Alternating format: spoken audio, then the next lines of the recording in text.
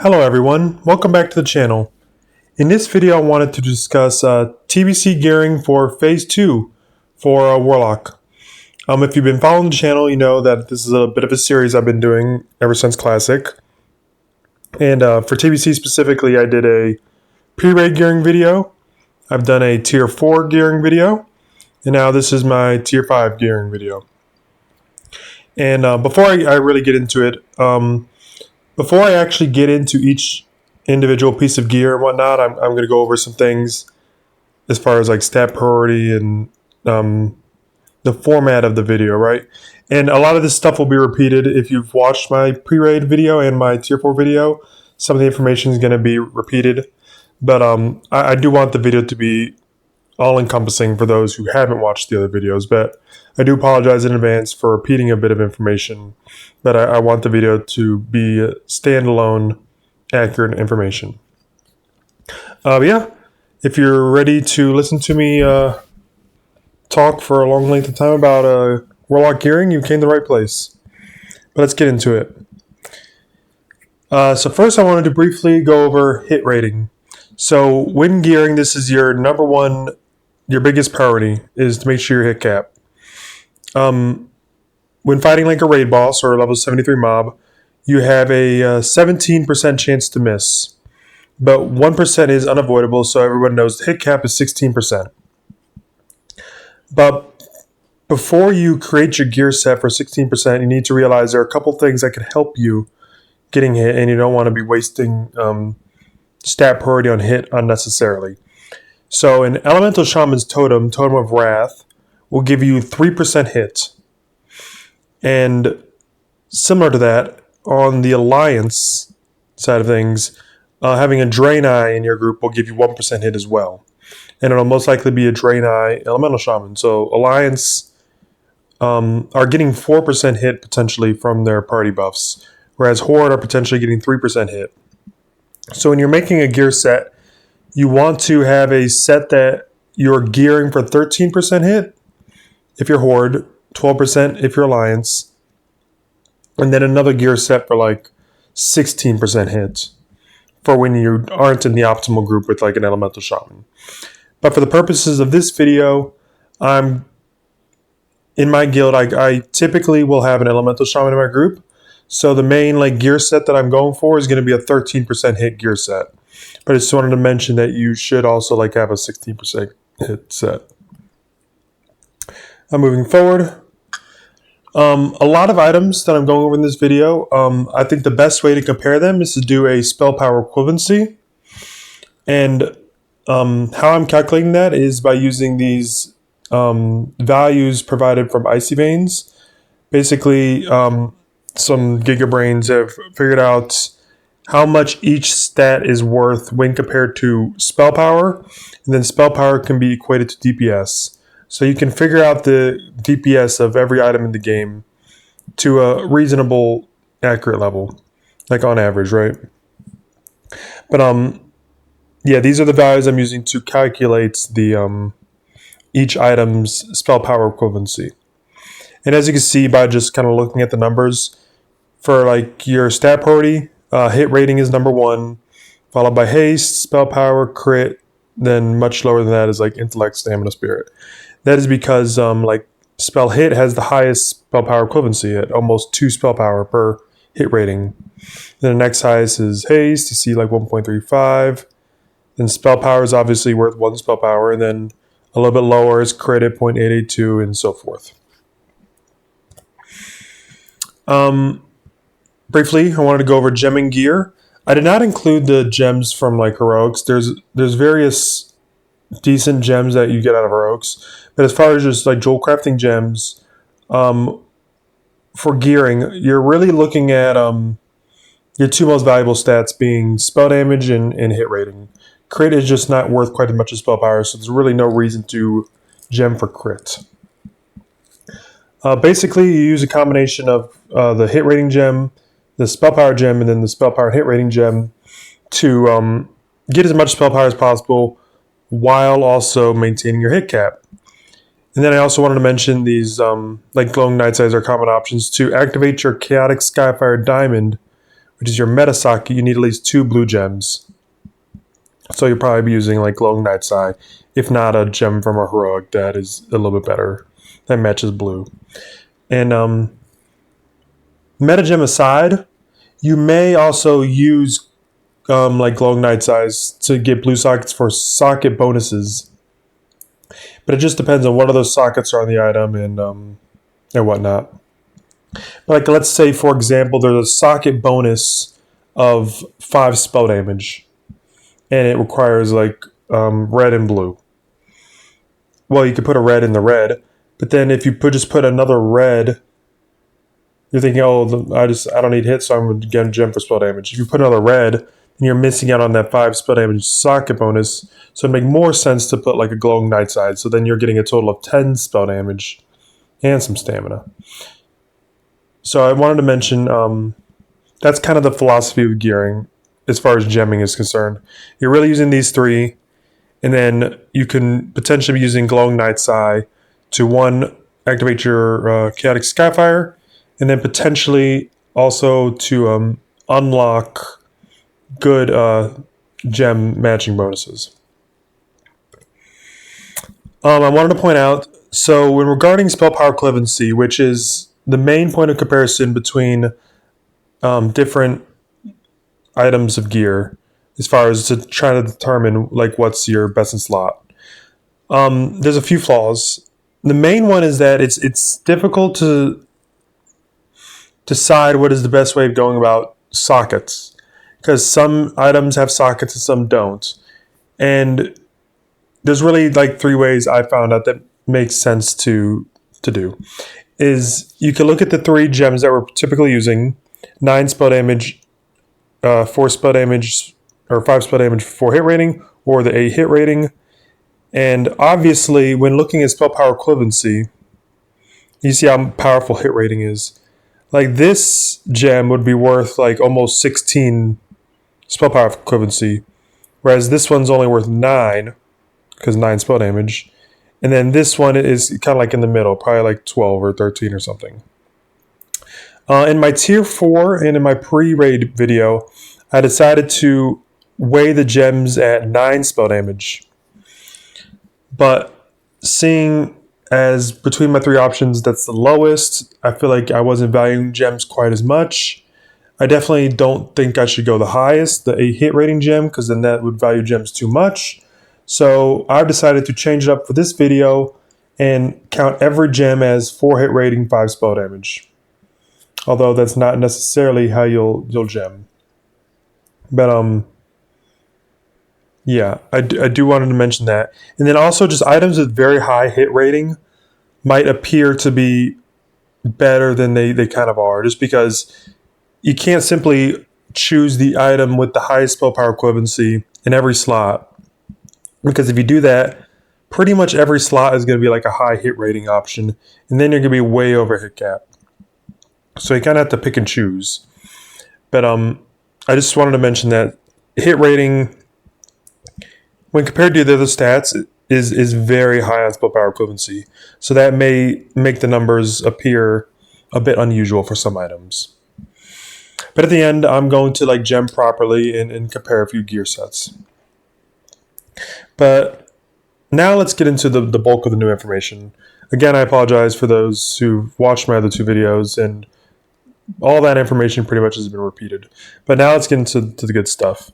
So for Tier 5, I wanted to look at set bonuses, because we have a few different options. We have, obviously, the new Tier 5 gear. Comes with set bonuses. We have our Tier 4 gear from Karagul Mag. Then also Spellstrike is a slept-on option. I'll go over that throughout the video, but the Spellstrike 2 set is very nice. But let's kind of talk about them. So starting with the new stuff, the Tier 5. If you look at the 2 set and the 4 set, the 2 set is just healing your pet. And if you're playing like TBC Warlock, you don't even have a pet out, so it's literally useless. The only time the 2 set is kind of okay is for Demonology Warlocks, really, who are using a Felguard, and sometimes it'll like take a cleave or something. But I mean, as a rule, 2 set not very good. Now let's look at the 4 set. Shadow Bolt increases damage of Corruption by 10%, and Incinerate increases the damage of Immolate by 10%. I assume that's just the next spellcast, right? But anyways, we don't use Corruption as a Destruction Warlock. It's not even worth using. 99% of the time, it's not worth using. I've used it like one time, and that is like as their first global, just to put something on the boss and not cause like any threat, because Corruption won't tick for like 3 seconds. So like a pre-casting option maybe, but like 99.9% of the time, you're not even using Corruption. And then if you're playing fire destruction, it seems like an okay set bonus, but not really. I mean, your Incinerate spell hits increase the damage of your Immolate by 10%.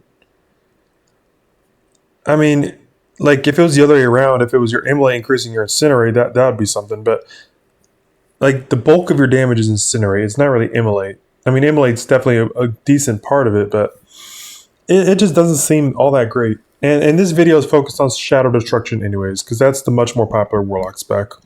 So, for all intents and purposes, don't even look at the set bonuses for Tier 5 because they are useless, pretty much. Tier 4. I think y'all know the 2-piece is pretty nice. Your Shadow spells have a chance to give you 135 Shadow damage for 15 seconds, and the same with Fire. The 2 set is very nice, and a lot of setups will wear 2 set throughout this phase as well. 4 set, not super great. Like I said before, you're not even using Corruption as a Destruction Warlock. And Immolate, I just did a whole video about Immolate. But the TLDR of that like 40-minute video is that it doesn't matter if you cast Immolate or not.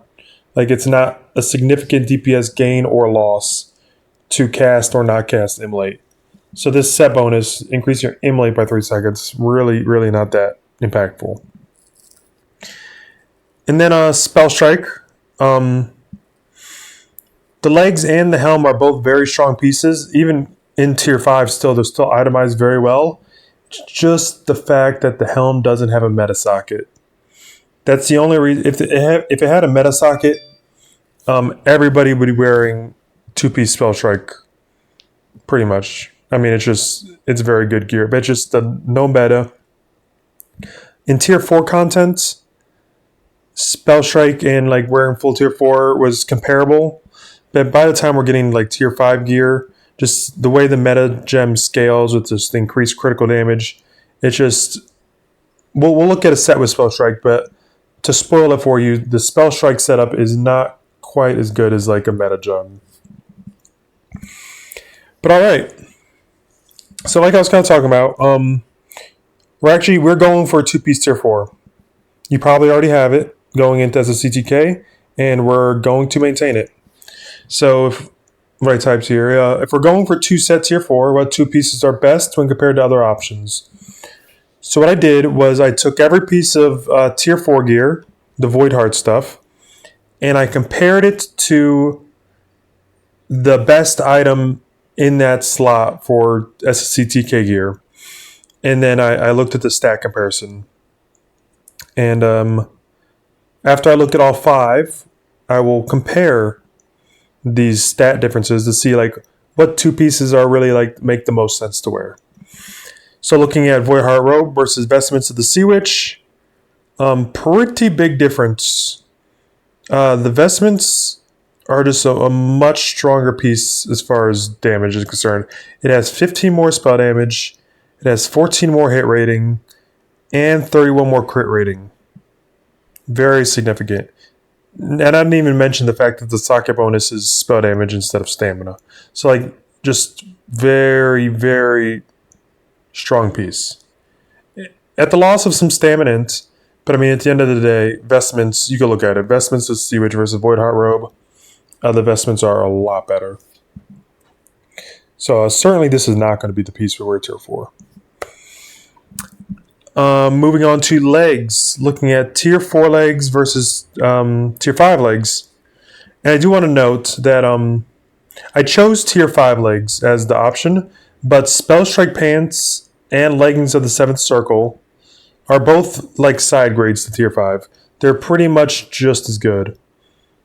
Very close. Spellstrike leggings being what you probably are wearing right now from tailoring. The big thing is these just have like a lot more stamina. I really like. I think Spellstrike legs have like 9 stamina or 12 stamina. I do really like the 48 stamina on these. That's why I chose them.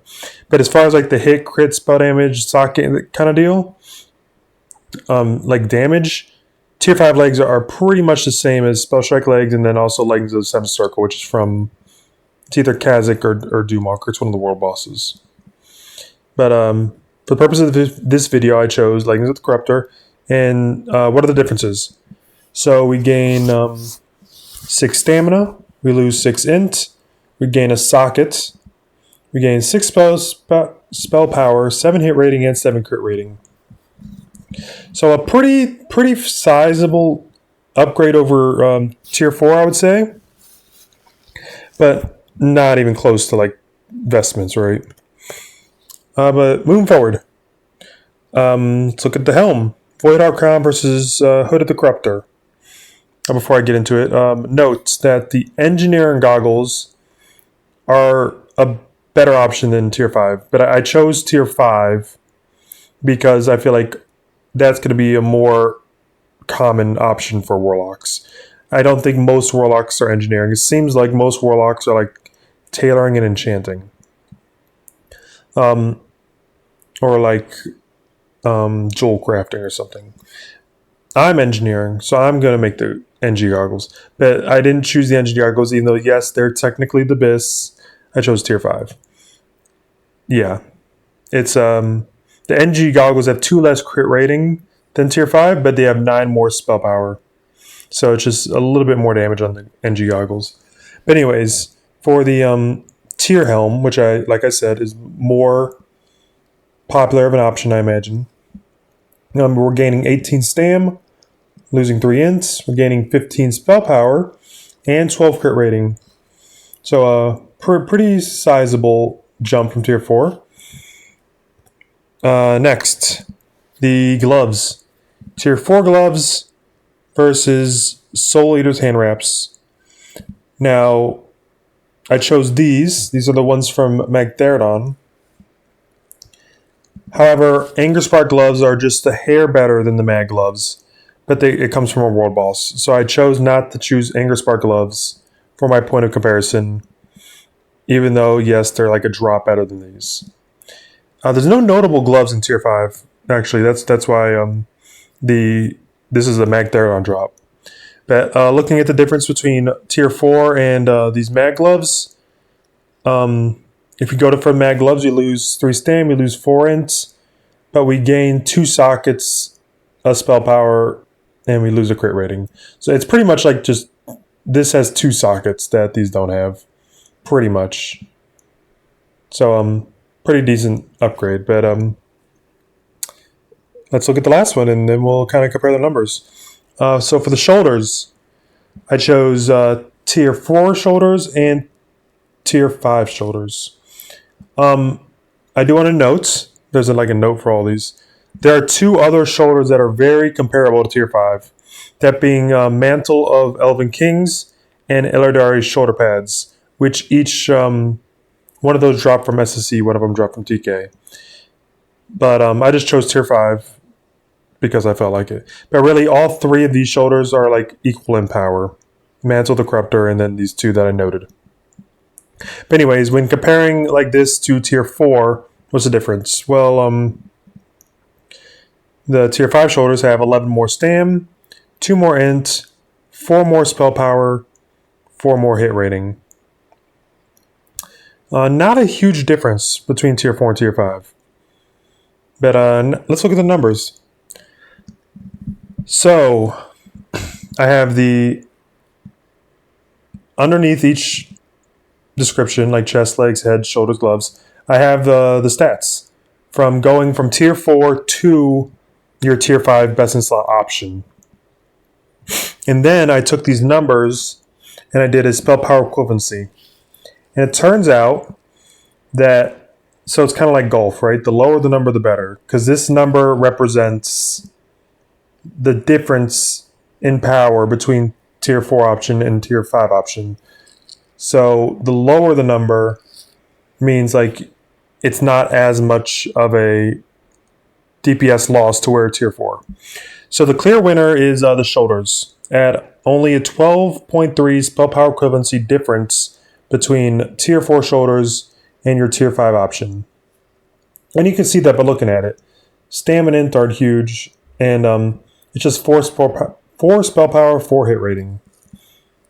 Not a huge difference. So certainly for tier 4, if you're going to maintain the 2 set, which I recommend, shoulders is the best place to wear tier 4. But then now let's look at the rest. And it's because you need one more to make a 2 set. And then if you look at the spell power equivalency, you really have 2 options, and that's helm and gloves. Legs are quite a bit more of a difference than helm and gloves. And then chest is like a no-brainer. Like, I mean, you want vestments of the Sea Witch. I mean, temporarily, until you get vestments, you can maybe wear like the chest, tier 4 chest. But I mean, yeah. In like Abyss setup, no shot you're wearing tier 4 chest. You're wearing vestments.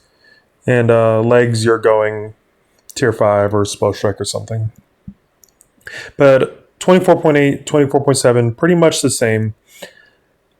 So yeah, this is what I typed. Head and gloves appear very close. However, I think glove is the ideal choice due to gem scaling and 21 stamina difference. What do I mean by that? I mean that, like if you look at the head, it's like spell power and crit rating is like the difference between the 2 helms, right? But for the gloves, it's sockets. So you can kind of pick and choose what items you want in the sockets. And I think that that's just a little bit more valuable. Plus the fact that it's a pretty big stamina difference. Like if you go with the tier 5 helm instead of tier 4, you're gaining 18 stamina. Whereas with the gloves, you're like losing stamina by keeping on your mag gloves. So I think stamina is worth considering. So for that reason, I think that the best setup is to not go with like tier 4 helm. You want it. Well, you want the helm. You want like tier 5 helm or NG goggles.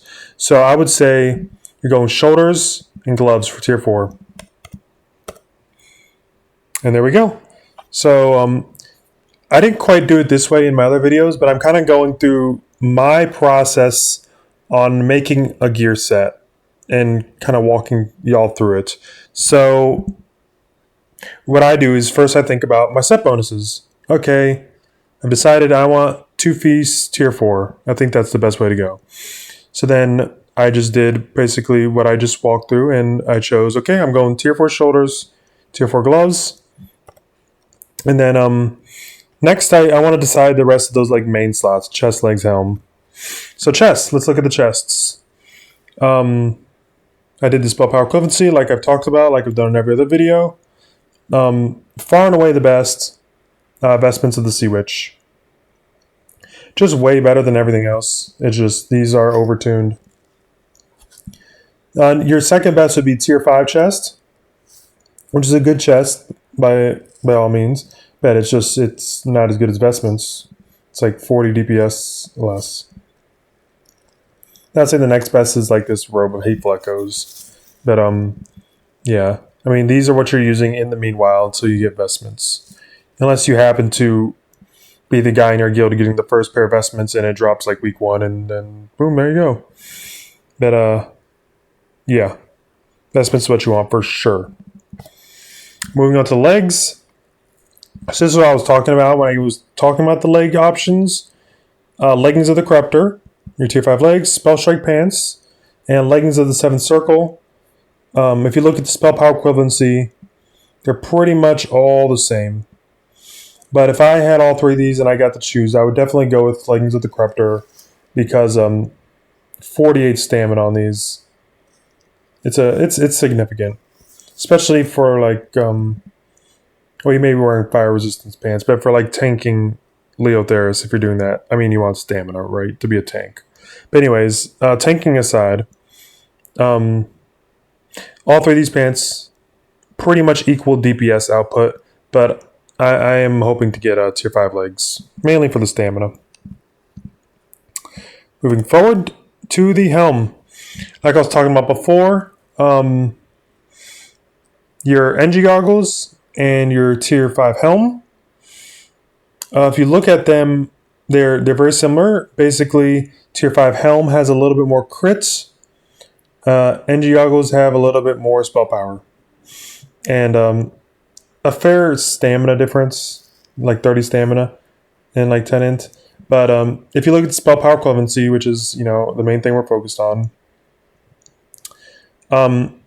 like 5 or 6 more spell power coming from the NG goggles. So if you're engineering, I recommend making them. They're a little bit expensive, the mats, but get them now before they skyrocket. And yeah, I think it makes sense to craft an equivalent BIS item so that you're not rolling against other people on this.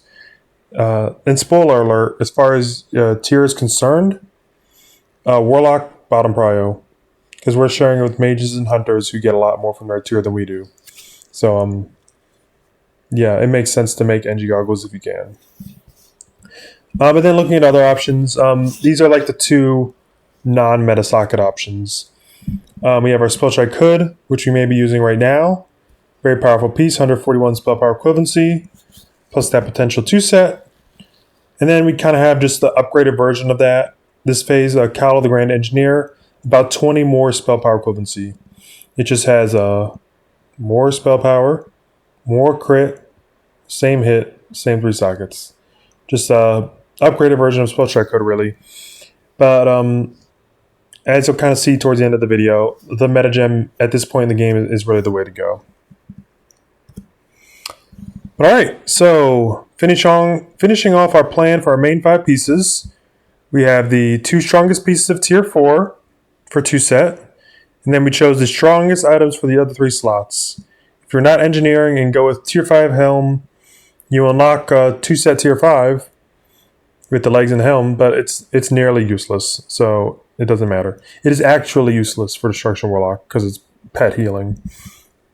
And like I was alluding to, we will investigate a set using Spellstrike later on and compare it to this. So now after I got my main 5 potential tier pieces determined, what I like to do is look at all the other offset stuff. So first, let's look at the cloak. I would say 4 cloaks worth considering. We have this one from Karazhan, our Phase 1 BIS. Spoiler alert, also our Phase 2 BIS for the most part. Because if you look at spell power equivalency, 70.7. Then some other options, this Ancient Spell Cloak of the Highborn from Kazakh. Good spell power crit on this, intellect. Very powerful piece as well, especially if you don't need the hits. This is better than the rest of these. But it's from Kazakh. We have this Royal Cloak of the Sunstriders that drops this phase, but it's kind of awkward because it's just spell power, stamina. It's more like a Shadow Priest piece because it has no hit or crit or anything. Not an awful cloak, but really, really not that great. And then Brute Cloak of the Ogre Magi. This is the option you're using if you don't need hit from your cloak. This is a Phase 1 option as well. I believe it's from Gruul. It's either Gruul or Mag. Anyways. Decent spell power, a lot of crit rating on this. But for most setups, I would say you're really looking for... you're looking to use Ruby Drape of the Mystic, and it's a very good slot to get a lot of hit rating in. The wrists, I would say there's 2 worth looking at. Mindstorm wristbands. This is from Alar in Tempest Keep. This is every caster's BIS. 36 damage, 26 crit rating. But I would say, personally, I'm not going to be losing my mind over these Mindstorm wristbands. Because I don't think they're a whole lot better than Veteran Silk Cuffs. The upgraded version of the gloves or the wrist you're probably already using. Unless you're using Braces of Havoc. But 22 damage, even just ignoring the resilience. 22 damage, 14 crit rating. So what is it? 9 crit rating lower, and 14 damage lower. But you get that socket. And if you put a hit rating and spell damage yellow gem in, and then also get that socket bonus, it turns out not being a whole lot worse than these wrists. I mean, these are definitely better. They're definitely better. I mean, look at the spell power equivalency. But it's not like... A lot of people are like losing their mind over these wrists, and I don't really understand. But moving forward to the belt. So, belt of blasting, you probably are aware. This is what every single caster wants. It is a tailoring. It is BOE, so you don't need to be a tailor.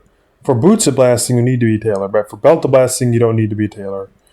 But it requires the not primal nethers, like nether vortex, the things that drop in off SSC TK trash. So your guild is going to have to figure out how to divvy those up. But eventually, it starts to be where people don't really need them anymore. So you will get this belt eventually if you're in like a raiding guild, and it is by far your abyss. By far. I mean, look at the spell power equivalency of this compared to your tier 4 abyss, Girl of Rumination, another tailoring one. I didn't even make Girl of Rumination because the mats are so expensive. I knew, I was like, well, I'm just going to save my gold and make sure I have all the mats ready for belt to blasting, because it's just way better than Girl of Rumination. I'm still using iStock waist cord from AQ40. So, like, if I go from that to belt to blasting, ooh, that is going to be a noticeable difference. But in the meanwhile, there is a belt that drops in Phase 2 that is a significant upgrade over Tier 4 options in a Court of Screaming Terrors. So maybe worth picking up in the meanwhile. Like, I would almost say, like, let's say you're in Raid Week 1 and this drops. I might say, look, you can give me the last Nether Vortex if you give me this, like, right now. You know what I mean? Like, to take an early Court of Screaming Terrors to sacrifice potentially Prio and Belt of Blasting, I would make that trade, maybe. Doesn't seem like a bad trade to me. Because this belt is very good. 50 damage, 24 hit rating, 2 sockets. Very nice. Just not as good as Belt of Blasting. About 20 spell power less. And then the feet. I would say 3 good options. We have our Frozen Shadowy boots that everyone pretty much probably has. Very good choice. And then in Phase 2, we have 2 more. We have Boots of Blasting, and we have Boots of Shifting Nightmare. If you look at spell power equivalency, these are very close. Overall, Boots of Blasting is the best, I would say. You do need to be a tailor to make these. If you look at them, good stam, good int, good hit rating, good crit rating, and good damage. When compared to like Boots of Shifting Nightmare, it's the same hit rating, but you're trading 25 crit rating for 20 damage, which is pretty much the same, just about.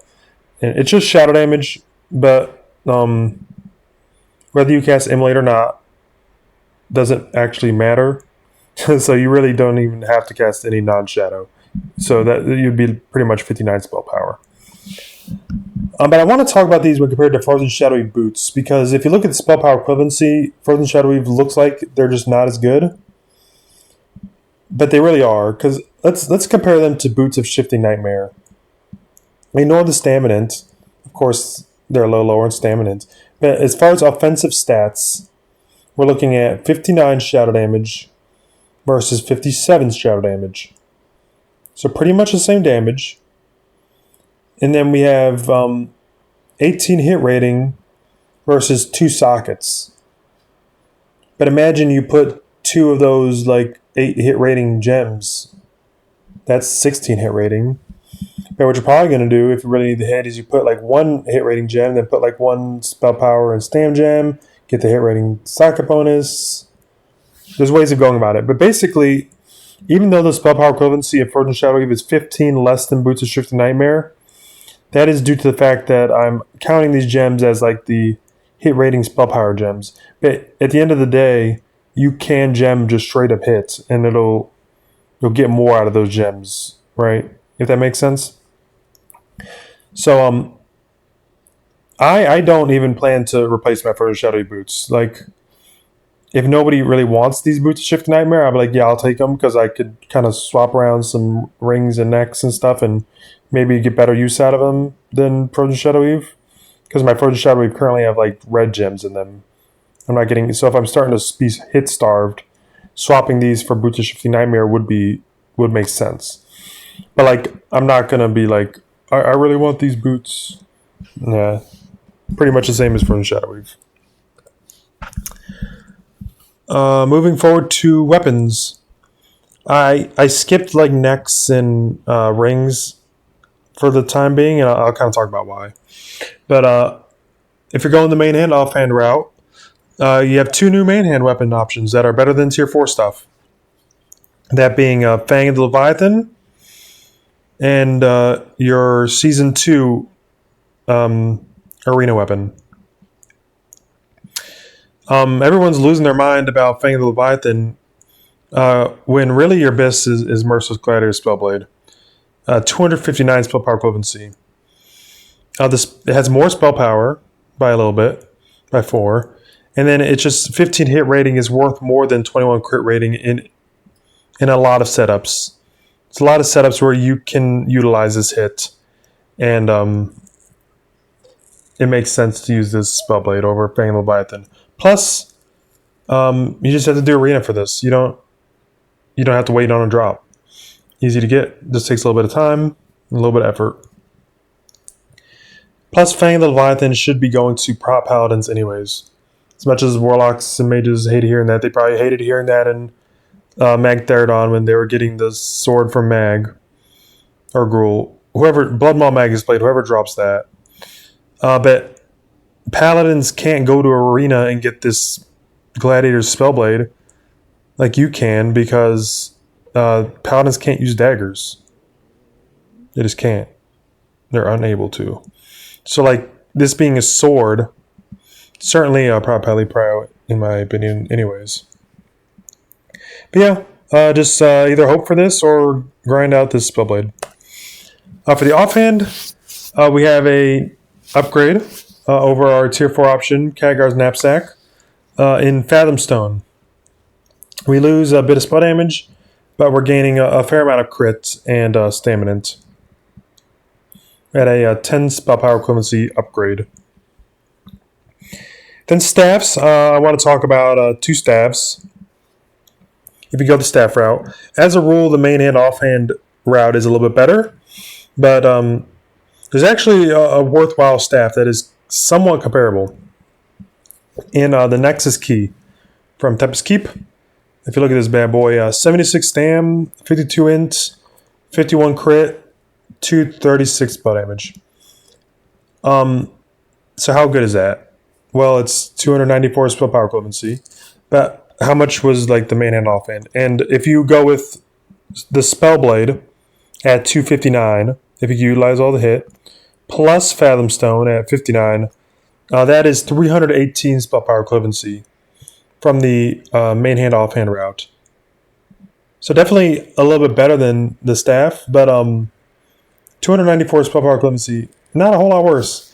And you don't have to wait on 2 drops, you just have to wait on 1 drop. And then I want to mention Atiesh as well. If you do the spell power equivalency of the 28 crit rating, 150 spell power, plus the 33 spell power that you give to yourself, and the stamina, of course, it's 215 spell power equivalency, which is far less than the Nexus Key. Less than just the Fang of the Leviathan itself. 244. So for you personally, Atiesh is definitely not even close to this. But if you take into account 33 spell power for not only yourself, for 4 other people who can benefit from it, it brings the spell power equivalency of Atiesh up to 347, which is higher than the biz setup for yourself at 318. So at this point in the game, if you have Atiesh, if you're in a caster group, it makes the most sense for you to continue to wear ATS even in tier 5 content. Before I go into wands, I want to talk about the staff, the Nexus key.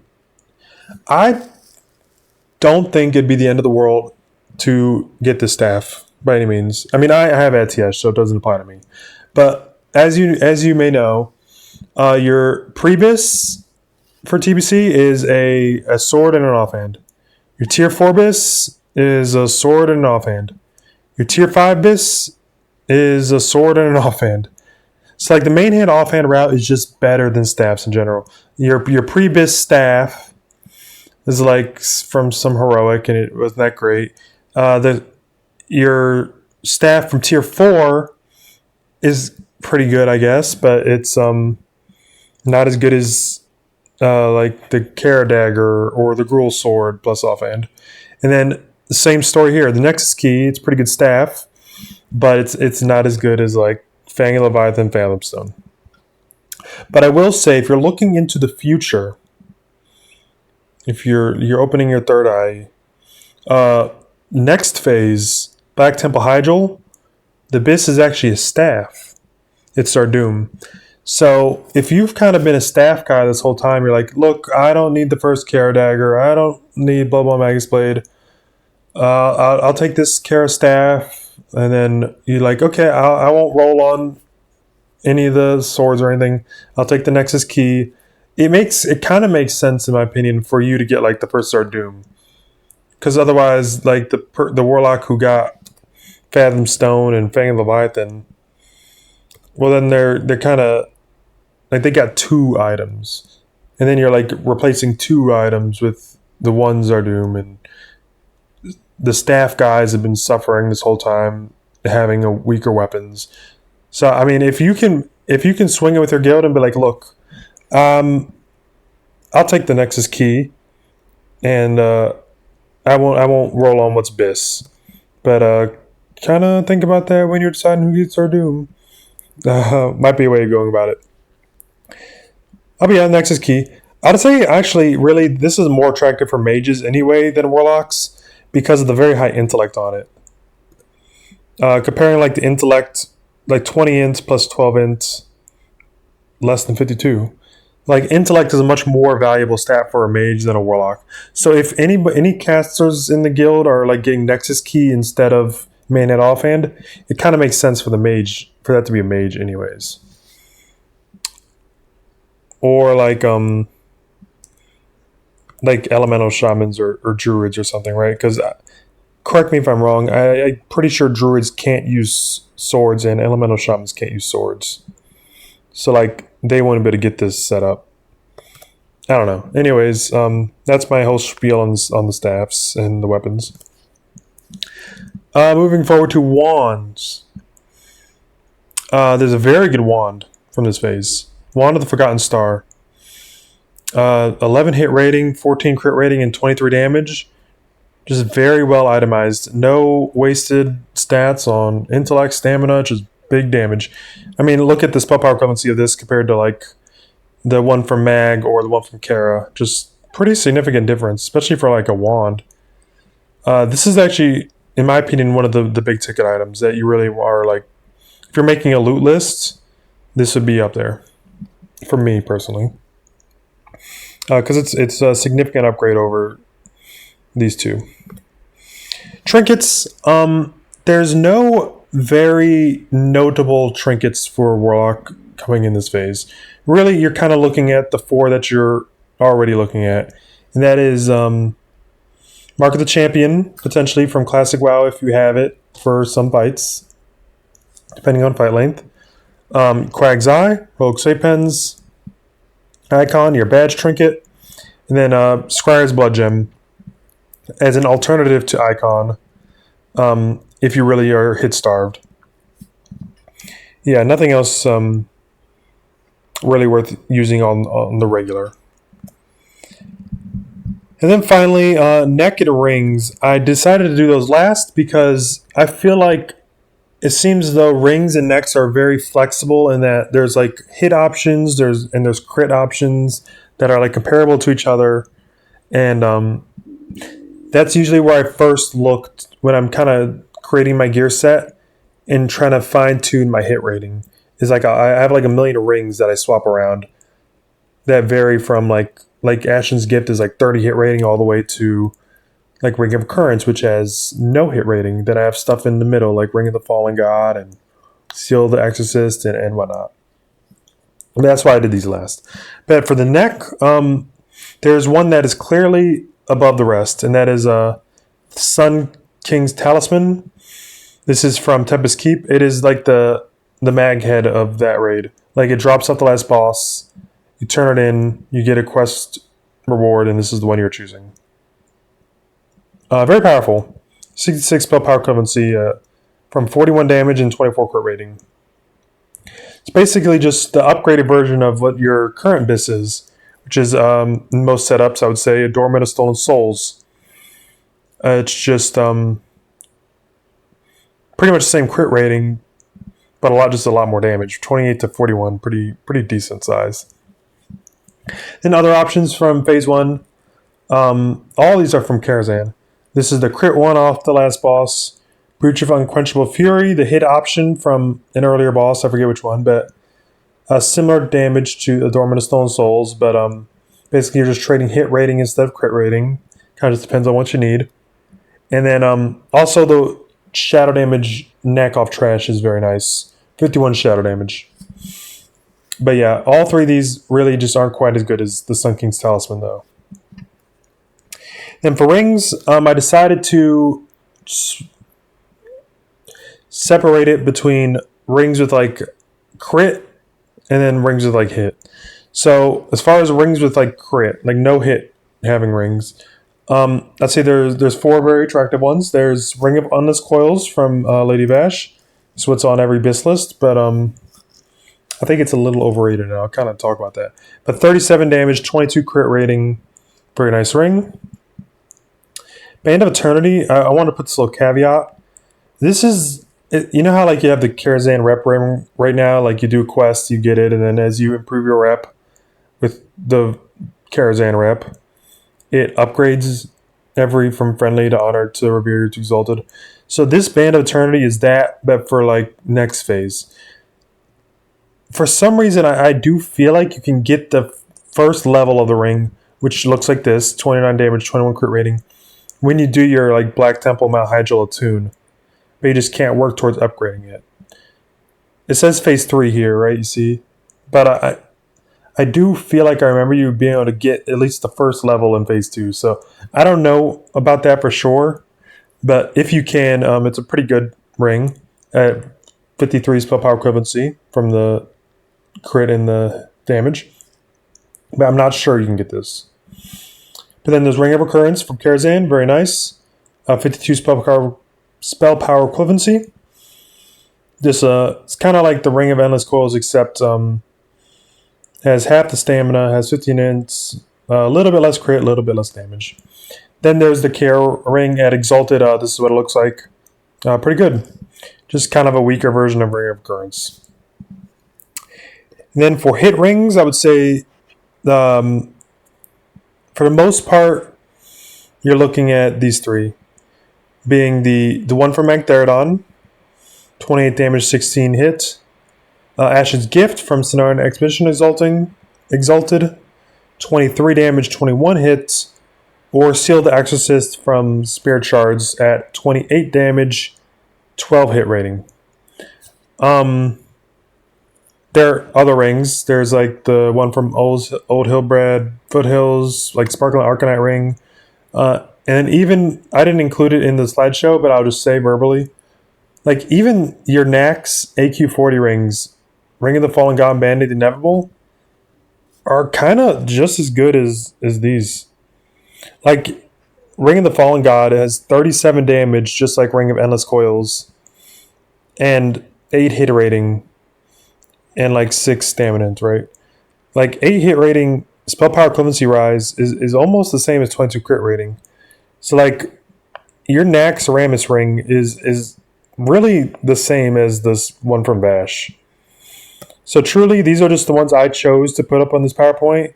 but there's like 15 different rings that I would say are all comparable to each other. And I just like to swap them out based on my hit rating needs.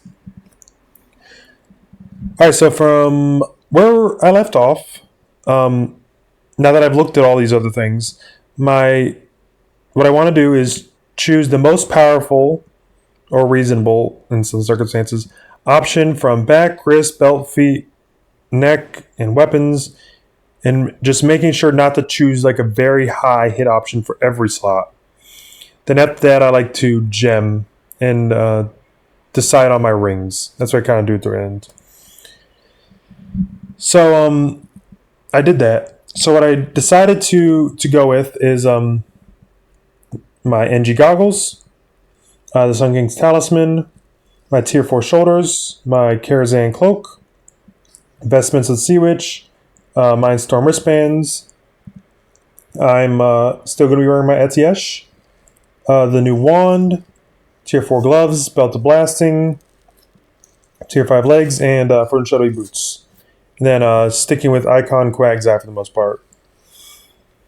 For gemming, I typically go for the 4 for this one, the Veiled Noble Topaz, 5 power 4 hit rating, as my like default gem for the most part, because it matches both yellow and red, and they're just a bit cheaper than the 9 spell power gems, like 30, 40 gold cheaper as a rule. If you're looking at this stuff, you may notice that I have 4 blue gems, even though I only need 2 for my meta gem. See, there's a blue gem in my goggles, a blue gem in my shoulders, a blue gem in my chest, and there's a blue gem in my belt, specifically Glowing Night's Eye. That is because my chest, belt, head, and shoulders all have either a +4 or +5 spell power socket bonus. So it doesn't make sense to like gem 9 spell power instead of this 5 spell power, but then miss out on 4 to 5 spell power. You know what I mean? So, yeah. For those specific items, it's worthwhile using this little bit weaker gem to unlock that gem bonus. And finally, where I have red gems, the legs and the boots are just there because the socket bonus is just stamina. And I already have my Frozen Shadowy boots gemmed like this. So I'm not a rich man. I'm not spending the gold to move these gems around. I already paid good money for these red gems. And then yeah, for the legs, it's just like a stamina socket bonus, so just throw a red in there. Good to go. But let's kind of look at my stats with this setup. So before choosing my rings, which in my opinion is the most versatile slot as there's many options with various hit ratings, I will evaluate ring options to see if 2 of them make sense to bring me to that 16% hit with Totem of Wrath. So right now, this is my hit rating with Totem of Wrath. So that's with the Elemental Shaman as a Horde Warlock. So I need to find another like 1.35% from gear. And let's see what I chose. So this is my setup. So choosing the Mag Ring and the Care Ring, which are both available in T4 content, that brings my hit to 15.92% right here with Totem of Wrath, which is 1 hit rating short of cap. And I chose not to include the Bash Ring because I don't want to make a fuss over that ring like a lot of casters do, as it's really not much better than other ring options. And then for sets without Totem of Wrath, I think a very good option if you're Scryers is to just swap Icon for Scryer's Blood Gem and then make like one other adjustment. Because the Scryer's Blood Gem, that 32 hit rating is like 2.5% hit. So the difference between having and not having Totem of Wrath is 3% hit. So just swapping that trinket, it's still like an on-use kind of thing. So it's kind of an easy swap to get used to. You just need to find just a little bit more hit rating after that, and then you're good to go. But another decent option to swap for like a 16% hit is maybe throwing on your tier 4 legs and then swapping these gloves out, because there's a fair amount of glove options that have hits, because these Void Heart gloves have no hits. So you can find gloves that have hits, or a pair of gloves that has the hit enchant instead of the spell power enchant, because there's a 15 hit rating enchant as well. It's not just this 20 spell power enchant. So I would say those are two very good options for going from a 13% hit setup to a 16% hit setup. Is either swapping out for Squire's Blood Gem if you're Squires, or maybe swapping to tier 4 legs to maintain your 2 set and then changing these gloves. Yeah, so let's kind of sim it. So this is not quote unquote Abyss list, because, well, really mainly because of Atiesh. But this is my plan. This is my Abyss setup that I'm looking for. So my ideal setup moving into Black Temple Hyjal. Next, we're going to evaluate Spellstrike. But as far as tier 5 content is concerned, the only items I need is the wand, the wrist, the chest, the neck, the belt, and the legs. And that might sound like a lot. But really, the wrists, like I was saying before, I'm not really tripping about. I can wear the Veterans PvP wrists and be satisfied. The leggings of the Corruptor is like 2 DPS more than Spellstrike pants, so those aren't a big deal either. The neck, though it's contested, it's 100% drop chance, so that shouldn't be too difficult to eventually attain anyways, because you're a Destruction Warlock. You're the warrior. You're the classic WoW warrior of TBC. You should be getting a high prio loot.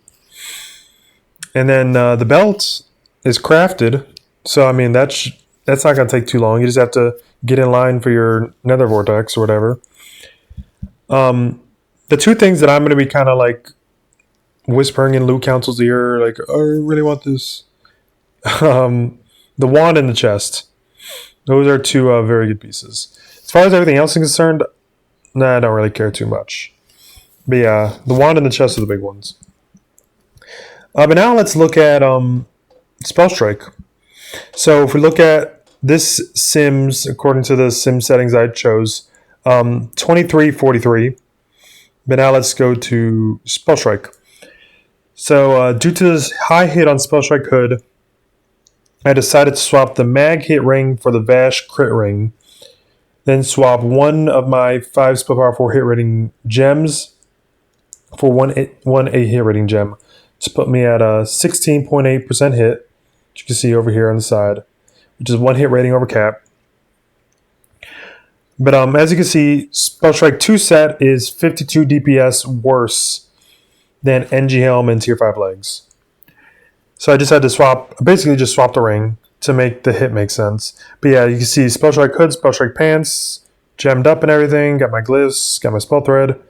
2291 DPS as opposed to 2343. So yeah, at this point in the game, just a little bit outclassed. But while you're waiting for like your tier 5 helm or your or whatever, temporarily wearing Spellstrike 2 set is still, I would say, not a bad option. But yeah, that is what my character will look like if I get all my gear. Pretty cool looking. I really like how the NG goggles look. But yeah, thank you for listening to me ramble on.